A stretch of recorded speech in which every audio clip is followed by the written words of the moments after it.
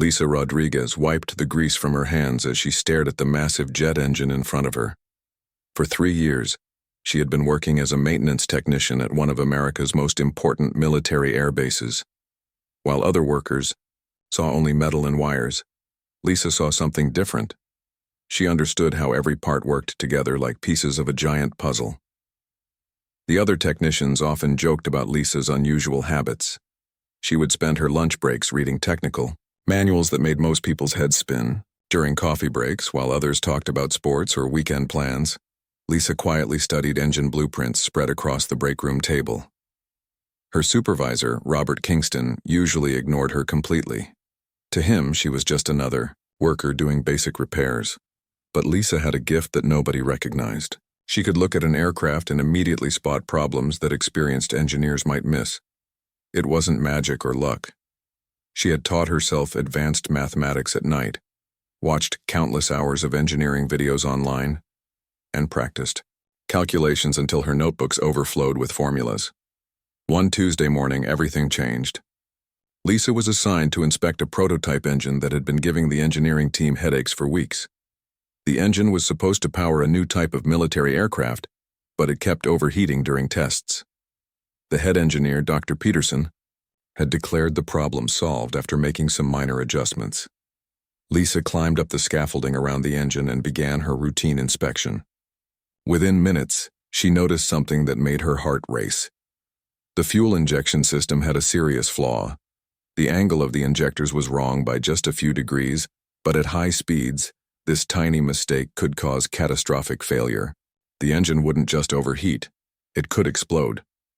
She immediately reported her findings to Kingston, but he barely looked up from his paperwork. "Just do your job, Rodriguez," he said dismissively. "Leave the engineering to the engineers." But Lisa couldn't ignore what she had seen. That afternoon, she requested a meeting with Dr. Peterson himself. The veteran engineer listened with obvious annoyance as Lisa explained her concerns. She showed him detailed calculations she had done, proving that the fuel flow patterns would create dangerous pressure points. Dr. Peterson's face turned red with anger. How dare a simple maintenance worker question his expertise? He had decades of experience and multiple advanced degrees. This woman was nothing more than a glorified mechanic who thought she knew better than trained professionals. "Miss Rodriguez," he said coldly, "I think you've forgotten your place here. Your job is to clean parts and follow orders, not to play engineer. These calculations of yours are amateur nonsense." But Lisa persisted. She knew she was right, and people's lives could be at stake. "Sir, if you just look at these numbers, you'll see that at maximum thrust, the pressure differential will exceed safe limits by almost 30%. The room fell silent. Other engineers stopped their conversations and turned to watch. Dr. Peterson felt humiliated. Here was a maintenance worker in front of his entire team, trying to teach him basic engineering principles. His pride couldn't handle it. "That's enough," he shouted. "Security, escort Miss Rodriguez out of this facility. She's clearly overstepped her boundaries." Lisa felt her world crashing down. "But sir, the engine will fail. People could die. The only thing failing here is your understanding of your role." Dr. Peterson replied harshly. "You're suspended pending a full investigation of your conduct." Within hours, Lisa found herself in Kingston's office, facing serious accusations. Dr. Peterson had filed a report claiming she had been insubordinate, disruptive, and possibly even accessing classified information beyond her clearance level. The charges weren't true, but they didn't need to be. In the military world, perception often mattered more than reality. Kingston, eager to support his superiors, added his own complaints. He claimed Lisa had been acting strangely for months, asking too many questions and spending time in areas where she didn't belong. He painted a picture of someone who couldn't be trusted with sensitive military projects. The investigation was swift and one-sided. Nobody bothered to check Lisa's calculations or verify her technical claims. Instead, they focused on her attitude problem and her failure to respect the chain of command. The conclusion was predetermined from the moment Dr. Peterson filed his complaint. On Friday afternoon, Lisa was called into the base commander's office. Colonel Matthews, a stern man with gray hair and cold eyes, delivered the verdict without emotion. Her security clearance was permanently revoked. She was banned from all military installations. Her career in aerospace was over. "You brought this on yourself, Rodriguez," the colonel said.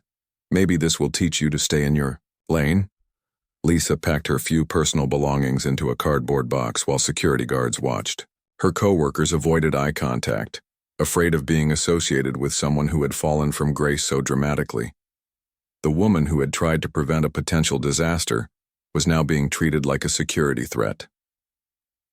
As she walked toward the base exit for the last time, Lisa turned back to look at the hangar where the flawed engine was housed. She knew that someday her warnings would prove correct, but by then it might be too late. The security guard at the gate took her identification badge and snapped it in half. "Don't come back," he said simply. Lisa stood outside the fence she had entered every morning for 3 years. The place that had been her professional home now felt like a fortress designed to keep her out.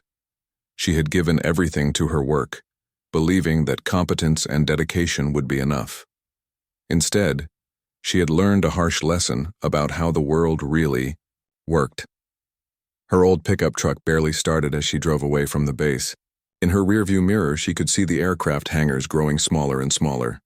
She had no job, no prospects, and no idea how she would survive. The aerospace industry was small and tightly connected. Word of her dismissal would spread quickly, making it nearly impossible to find similar work anywhere else. But as Lisa drove into an uncertain future, something burned inside her that couldn't be extinguished. She knew she was right about the engine flaw. She knew she had abilities that others couldn't see. Most importantly, she knew that someday, somehow, she would prove everyone wrong. The woman they had dismissed as a simple maintenance worker had dreams bigger than anyone imagined. And dreams, Lisa had learned, were the one thing nobody could take away from her. The road ahead would be difficult, but she was determined to travel it. After all, the best revenge wasn't anger or bitterness, Leo.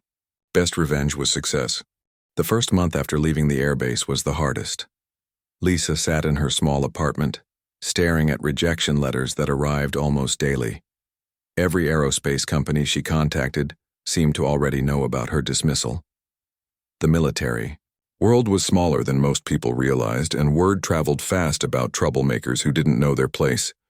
Her savings were running out quickly.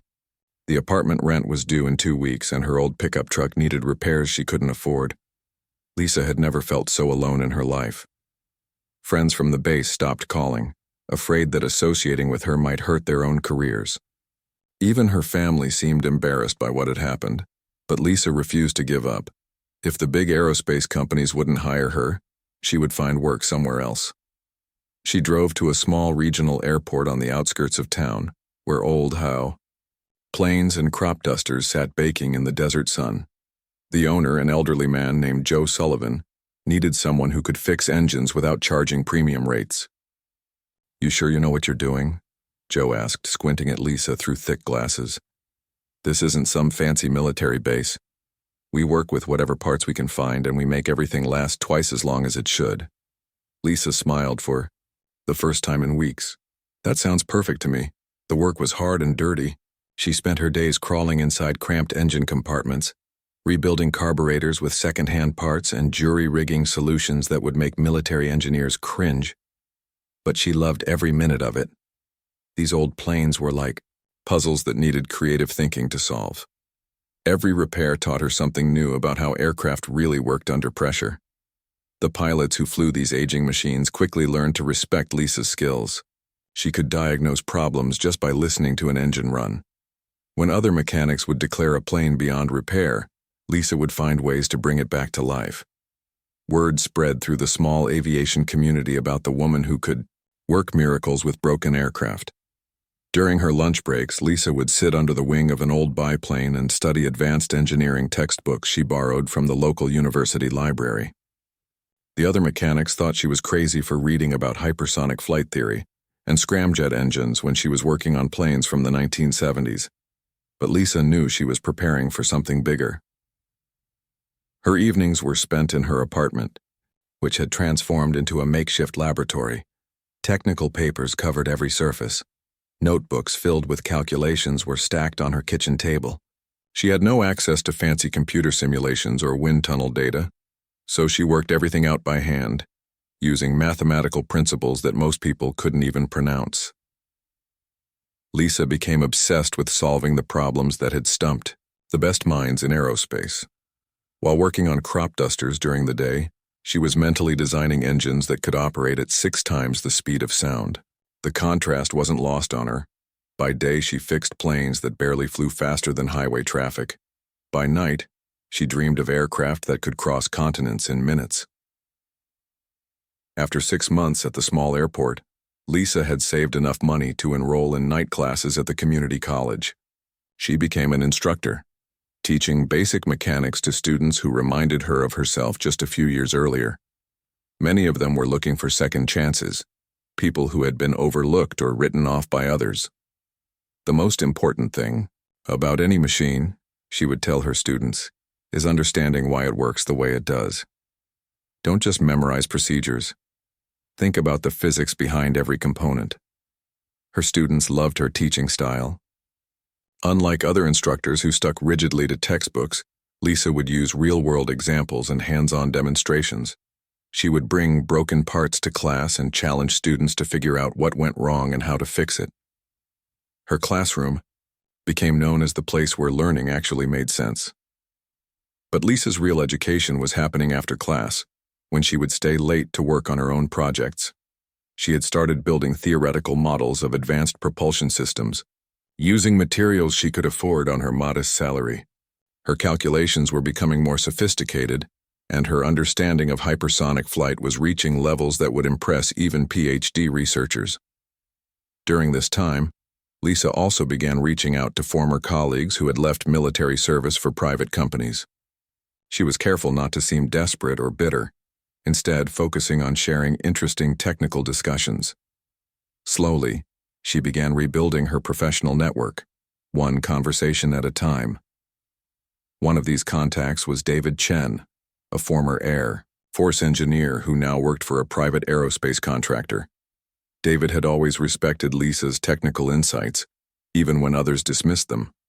During their occasional phone conversations, he was amazed by the depth of knowledge she had developed during her time away from the mainstream aerospace world. "Lisa, some of the concepts you're describing are incredibly advanced," David told her during one late-night call. "Have you considered publishing some of this research?" But Lisa knew that publishing would make her visible to the same people who had destroyed her career.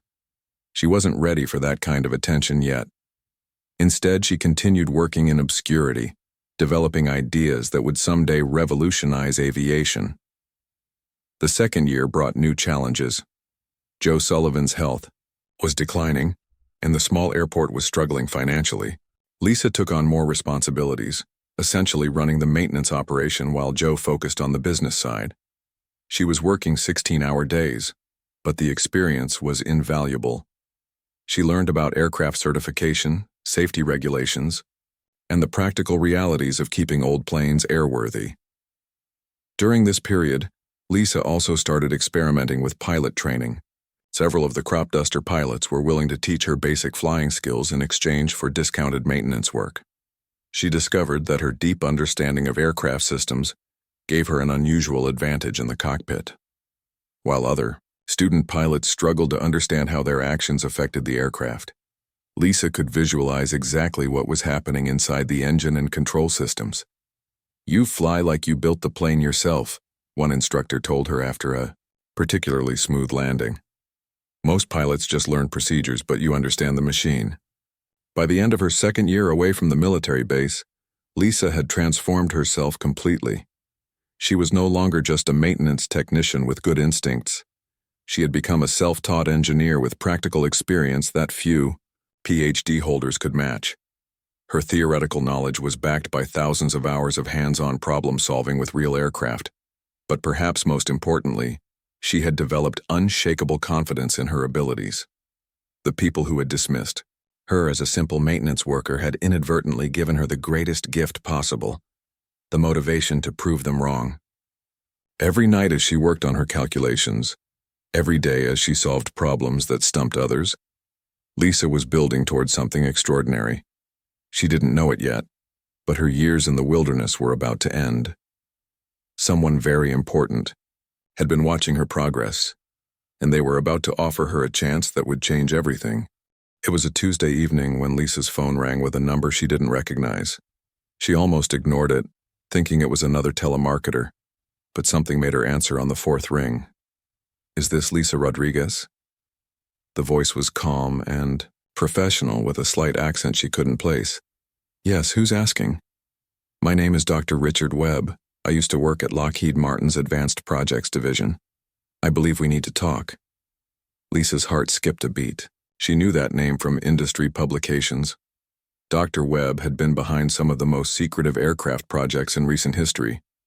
But why would someone like him be calling a mechanic at a small-town airport? "I'm sorry, Dr. Webb, but I think you might have the wrong person. You're the maintenance technician who identified the fuel injection flaw in the F-35 prototype engine 3 years ago." Dr. Webb interrupted gently. "The same woman who calculated pressure differentials in her head that took our computers hours to verify." Lisa felt the room spinning around her. "How do you know about that?" "Because 6 months after you were dismissed, that engine failed during a test flight exactly as you predicted. The pilot barely survived. Your calculations were completely accurate." The words hit Lisa like a physical blow. She had been right, all along, but someone had nearly died because nobody listened to her warnings. She sank into her kitchen chair, surrounded by the technical papers that had become her constant companions. "Dr. Rodriguez, may I call you Lisa? I need you to listen carefully to what I'm about to tell you. Can you be in Denver this Friday?" "Denver? I don't understand. What's this about?" Dr. Webb's voice became more serious. "I'm working on something that makes the F-35 look like a paper airplane. We call it the Darkstar project, and we're facing problems that our best engineers can't solve. I've been following your work through mutual contacts, and frankly, you might be the only person who can help us." Lisa looked around her small apartment, with its stacks of aerospace journals and notebooks filled with theoretical calculations. 3 years ago, she had been kicked out of a military base for asking questions. Now, one of the most respected names in aerospace was asking for her help. "What kind of problems?" she asked, her engineer's curiosity overcoming her shock. "The kind that could change the future of flight. But I can't discuss details over the phone. If you're interested, there's a plane ticket waiting for you at the airport. All expenses paid, of course." Lisa's mind raced. This could be the opportunity she had been preparing for during her years of exile. But it could also be too good to be true. "How do I know this is legitimate? How do I know you're really who you say you are?" Dr. Webb chuckled softly. "Fair question. Call David Chen at Aerospace Dynamics tomorrow morning. He'll vouch for me. He's also the one who recommended you for this project." David Chen, her former colleague who had kept in touch during her darkest days. The one person from her old life who had never stopped believing in her abilities. "Lisa," Dr. Webb continued, "I won't lie to you. This project is extremely classified. If you accept, you'll be working under conditions that make your old military base look casual. But you'll also be pushing the boundaries of what's physically possible. We're talking about aircraft that operate at the edge of space, traveling faster than anything humans have ever built." Lisa felt a familiar excitement building in her chest. This was exactly the kind of challenge she had been dreaming about during her long nights of study. "What makes you think I'm qualified for something like this? I've been fixing crop dusters for the past 3 years. And in those 3 years, you've taught yourself more about hypersonic flight than most people learn in a decade of graduate school. Your work on scramjet combustion theory is brilliant, even if nobody in the mainstream aerospace community has seen it yet." Lisa was stunned. "How do you know about my scramjet research?" "Because good ideas have a way of reaching the right people, even when they're developed in secret. David shared some of your theoretical work with me, with your permission, of course. Your approach to supersonic combustion is exactly what we need." The next morning, Lisa called David Chen as Dr. Webb had suggested. David's enthusiasm was infectious. "Lisa, this is it. This is your chance to show the world what you're really capable of," David said excitedly. "Dr. Webb is the real deal. He's worked on every major classified aircraft project for the past 20 years. If he wants you on his team, it means you've made it to the top of the aerospace world. But David, what if I'm not ready? What if I can't handle the pressure? Are you kidding me? You've been preparing for this your entire life. Remember when you spotted that engine flaw that everyone else missed? That wasn't luck, Lisa. That was pure technical brilliance combined with practical experience. You're exactly what this project needs. That afternoon, Lisa found herself at the small regional airport where she had worked for 3 years. Joe Sullivan was in his office going over maintenance schedules with his usual careful attention to detail. "Joe, I need to talk to you about something important." The old man looked up from his paperwork. Over the past 3 years, he had become like a father to Lisa, giving her a chance when nobody else would. "What's on your mind, kiddo?" "I've been offered a position with a major aerospace company. It's the kind of opportunity I've been working toward my whole life." Joe smiled slowly. "Well, it's about time. I always knew you were too good for this little operation. You've got a gift, Lisa. Don't let anyone convince you otherwise ever again." "But what about the airport? You need someone to run the maintenance shop." "Don't you worry about that. I've got a nephew who's been looking for work. He's not as talented as you, but he's eager to learn. Besides, you've trained our other mechanics well. They can handle things until we find a permanent replacement." That evening, Lisa packed a single suitcase with her few belongings. She couldn't take her notebooks and research papers on a commercial flight, but she had memorized most of the important calculations anyway. Her mind was her most valuable tool, and nobody could take that away from her. As she prepared to leave for the airport, Lisa took one last look around her apartment. 3 years ago, she had arrived here broken and defeated. Now she was leaving as one of the most knowledgeable hypersonic flight experts in the country, even if the world didn't know it yet. The plane ticket was waiting at the counter, just as Dr. Webb had promised. As Lisa settled into her seat for the flight to Denver, she couldn't help but think about how much her life was about to change. She was finally getting the chance to work on the kind of advanced aircraft she had only dreamed about. But she also knew that this opportunity came with enormous pressure. She would be working with the best engineers in the world, people with advanced degrees from prestigious universities. She was still just a maintenance technician who had taught herself everything she knew. As the plane lifted off, Lisa pressed her face to the window and watched the small airport disappear below. Somewhere out there, in a classified facility she had never seen, the most advanced aircraft in human history was waiting for her touch. The simple woman who had been kicked out of an airbase was about to become part of something extraordinary. The facility in Colorado looked nothing like Lisa had imagined. Hidden deep in the mountains, it resembled a small city more than a research lab. Armed guards checked her identification 3 times before she was allowed through the main gates. Dr. Webb met her in the lobby, looking exactly like she had pictured from his professional photos. Tall, graying hair and eyes that seemed to see everything. "Welcome to Project Darkstar, Lisa. I hope you're ready for the challenge of your lifetime." As they walked through endless corridors lined with security cameras, Dr. Webb explained the project's scope. The SR-72 Darkstar was designed to fly at Mach 6, 6 times the speed of sound. It would be the fastest aircraft ever built, capable of crossing the entire United States in less than an hour. But the technology required to achieve such speeds was pushing the limits of human engineering. "The main problem is the scramjet engines," Dr. Webb explained as they approached a massive hangar. "They work perfectly in computer simulations, but every time we test them in real conditions, they fail catastrophically. We've lost 4 prototype engines in the past 6 months." When the hangar doors opened, Lisa's breath caught in her throat. The SR-72 Darkstar was unlike anything she had ever seen. It looked more like a spacecraft than an airplane, with sleek lines that seemed to bend light itself. The aircraft was painted in a special coating that made it nearly invisible to radar. But Lisa's attention was immediately drawn to the engines. Even from a distance, she could see the problem that had been plaguing the team. The air intake design was fundamentally flawed for hypersonic speeds. "Dr. Webb, who designed the engine air intakes?" "Our top propulsion team. They have over 200 years of combined experience." Lisa bit her tongue. She had learned the hard way that questioning experienced engineers could end careers. But The flaws in the design were so obvious to her that she wondered how the team had missed them. The next morning, Lisa was introduced to the engineering team. The reception was colder than a Colorado winter. Dr. Patricia Holmes, the lead propulsion engineer, barely looked up from her computer when Lisa entered the conference room.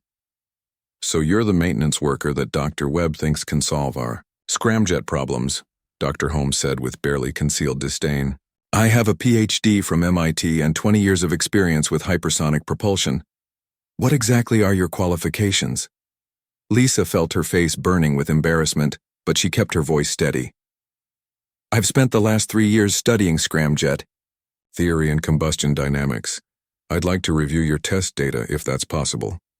"Test data is classified above your clearance level," Dr. Holmes replied curtly. "You'll be working on basic maintenance tasks until Dr. Webb comes to his senses." For the next 2 weeks, Lisa was assigned menial jobs, checking bolts, cleaning components, and organizing tools. The other engineers treated her like she was invisible, talking around her as if she wasn't there. During team meetings, her questions were ignored or dismissed with eye rolls. But Lisa used this time wisely. She observed everything, mentally cataloging every detail of the aircraft's design. During her lunch breaks, she would sit alone and work through calculations in her notebook, analyzing the scramjet problems from every angle. The breakthrough came during the 3rd week. Lisa was cleaning the engine bay when she overheard Dr. Holmes discussing the latest test failure with her team. The scramjet had exploded again, this time destroying an entire test stand and setting the project back another month. "The combustion chamber pressure spikes are getting worse," Dr. Holmes was saying. "We've tried everything. Different fuel mixtures, modified injection timing, redesigned nozzles. Nothing works." Lisa couldn't stay quiet any longer. "Excuse me, Dr. Holmes. I think I might know what's causing the pressure spikes." The room fell silent. Dr. Holmes turned slowly, her expression showing pure annoyance. "I'm sorry, what did you say?" "The air intake geometry is creating shockwave interference at hypersonic speeds. The compressed air isn't flowing smoothly into the combustion chamber. That's why you're getting pressure spikes." Dr. Holmes laughed sarcastically. "The intake design was created using the most advanced computational fluid dynamics software available. It's been tested in multiple wind tunnels. Are you suggesting that our entire team missed something obvious?" Lisa's heart was pounding, but she pressed on. "The software assumes ideal conditions that don't exist in real flight. At Mach 6, the shockwave patterns are more complex than any computer can accurately model. The air molecules don't have time to stabilize before entering the combustion chamber." "That's ridiculous," Dr. Holmes snapped. "The intake design is perfectly sound." But Dr. Webb, who had been quietly listening from the back of the room, stepped forward. "Lisa, can you show us your calculations?" Lisa opened her notebook and began drawing diagrams on the whiteboard. Her hand moved quickly as she illustrated the shockwave interactions that were causing the combustion instability. The mathematics were complex, but she explained them in simple terms that everyone could understand. As she worked, the room gradually became quieter. Even Dr. Holmes stopped interrupting and began paying attention to the calculations. Lisa's analysis was revealing problems that their expensive computer simulations had missed. "The solution," Lisa concluded, "is to redesign the intake with a series of smaller shockwave generators. Instead of trying to slow the air down all at once, we need to do it gradually, giving the molecules time to stabilize at each stage." Dr. Webb studied the whiteboard for several minutes. "This is brilliant work, Lisa. How long would it take to test this design?" "We could build a small-scale model in a few days," Lisa replied. "But I'd also recommend some changes to the combustion chamber geometry to optimize the fuel mixing." Dr. Holmes finally spoke up, her voice much less hostile than before. "These calculations are quite sophisticated. Where did you learn hypersonic theory?" "From textbooks, research papers, and 3 years of working through problems by hand," Lisa answered honestly. "I didn't have access to fancy computers, so I had to understand the physics at a deeper level." The small-scale tests proved Lisa's theories correct. The modified intake design eliminated the pressure spikes that had been destroying engines for months. Within a week, the team was building a full-size prototype based on her recommendations. But Lisa's contributions went far beyond fixing the scramjet engines. She redesigned the pilot control systems to account for the extreme forces and split-second reaction times required at hypersonic speeds. She identified structural weak points that could have caused catastrophic failures. Most importantly, she solved dozens of smaller problems that the team had been struggling with for months. As the weeks passed, the other engineers began treating Lisa with grudging respect. Dr. Holmes, who had been her harshest critic, started asking for her input on technical decisions. The woman who had been dismissed as an unqualified maintenance worker was becoming the most valuable member of the team. But the biggest challenge was still ahead. The SR-72 needed a test pilot, someone capable of handling the incredible stresses and rapid decision-making required for hypersonic flight. Traditional pilots, trained on conventional aircraft, couldn't adapt quickly enough to the Darkstar's unique characteristics. During one late-night design session, Dr. Webb posed the question that everyone had been avoiding. Who's going to fly this thing? We need someone who understands every system intimately, someone who can make split-second decisions based on technical knowledge rather than just training. Lisa looked up from her calculations. She had been thinking the same thing for weeks but hadn't dared voice the obvious conclusion. "I'll do it," she said quietly. The room erupted in protests.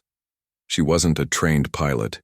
She had no experience with high-performance aircraft. The risks were enormous. But Dr. Webb held up his hand for silence. Actually, that might be the perfect solution. Lisa understands this aircraft better than anyone else. She knows exactly how it should behave under every condition.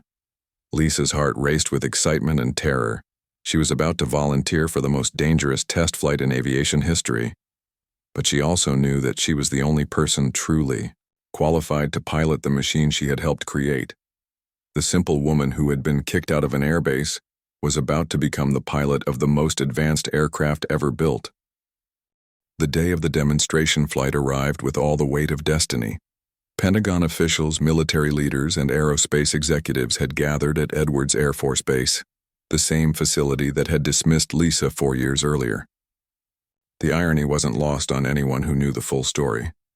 Lisa stood in the pilot preparation room staring at the flight suit that bore her name. The transformation was complete. The maintenance worker who had been escorted off this very base was now about to pilot the most advanced aircraft in human history. But the pressure was enormous. If the flight failed, the entire Darkstar program would be canceled, and hundreds of careers would be destroyed. Dr. Webb entered the room, carrying a tablet with last-minute weather updates. "How are you feeling, Lisa?" "Terrified and excited. At the same time," she admitted. "It's strange being back here. Part of me keeps expecting security to show up and escort me out again. That's not going to happen today. Today, you're going to show the world what you're truly capable of." The pre-flight briefing was held in the same conference room where Lisa had once been dismissed by Dr. Peterson. The room was packed with officials who controlled billions of dollars in defense spending. General Thompson, the base commander, outlined the flight parameters. The SR-72 would accelerate to Mach 6, perform a series of high-speed maneuvers, and demonstrate capabilities that would redefine modern warfare. As Lisa walked toward the hangar, she passed a group of maintenance workers who stopped their conversations to stare.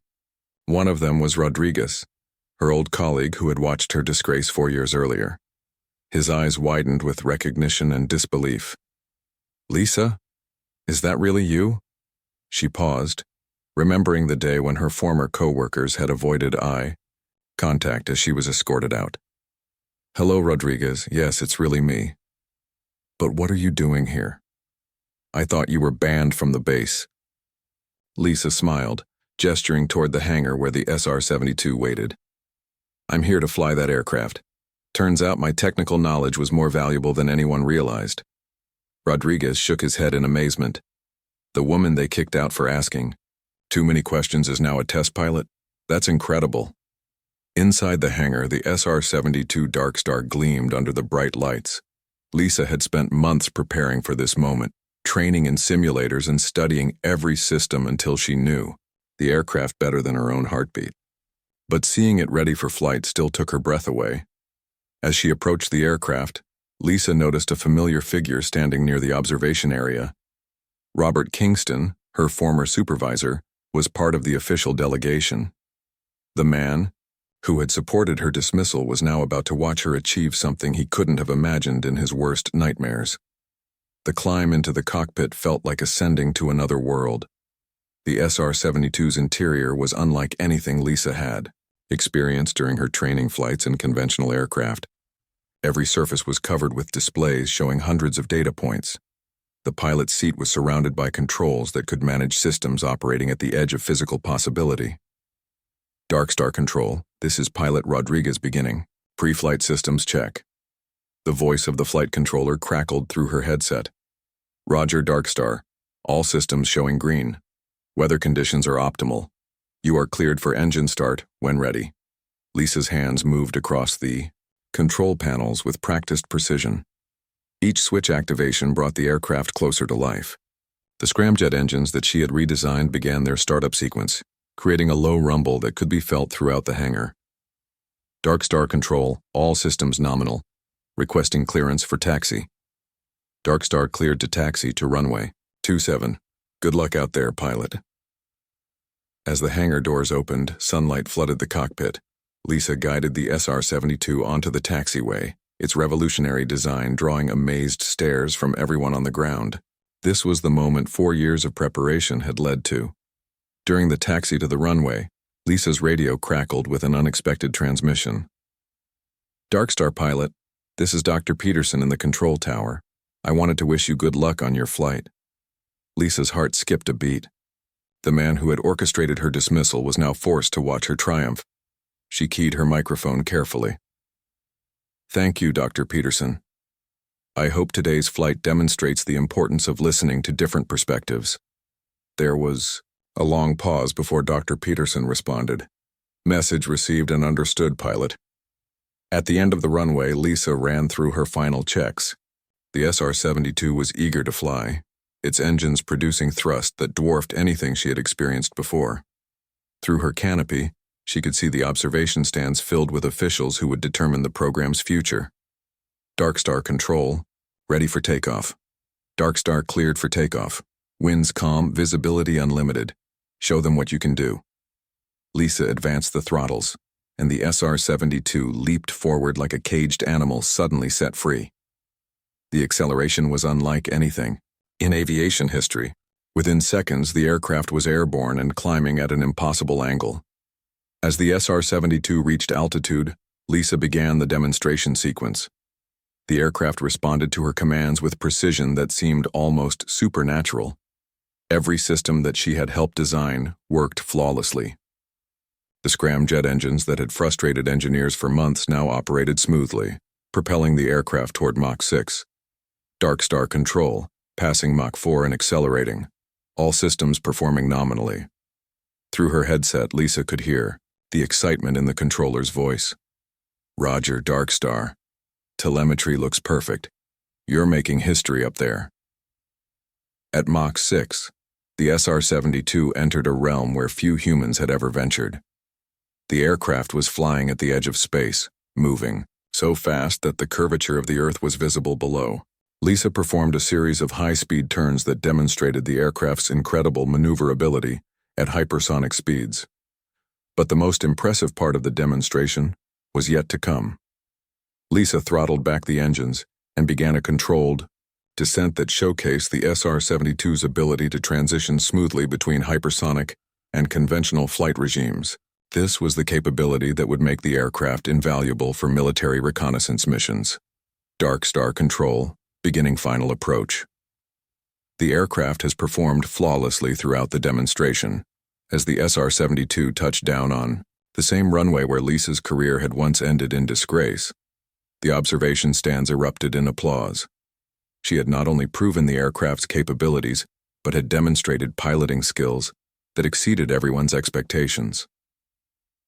After shutting down the engines, Lisa climbed out of the cockpit to find herself surrounded by officials eager to congratulate her. General Thompson was the first to reach her, his face showing genuine admiration. That was the most impressive flight demonstration I've ever witnessed. You've just secured funding for the next phase of the Darkstar program. But the moment Lisa had been waiting for came when Robert Kingston approached her.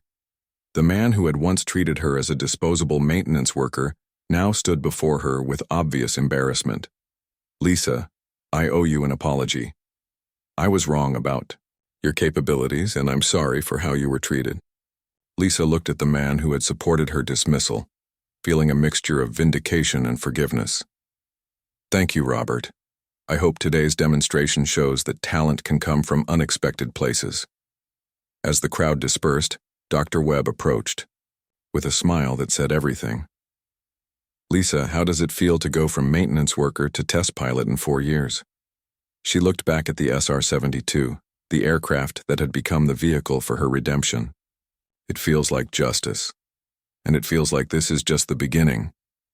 The simple woman who had been kicked out of an airbase had returned as the pilot of the future. Her journey from disgrace to triumph was complete, but her legacy was just beginning. The SR-72 Darkstar would change the world, and everyone would remember the woman who had made it possible.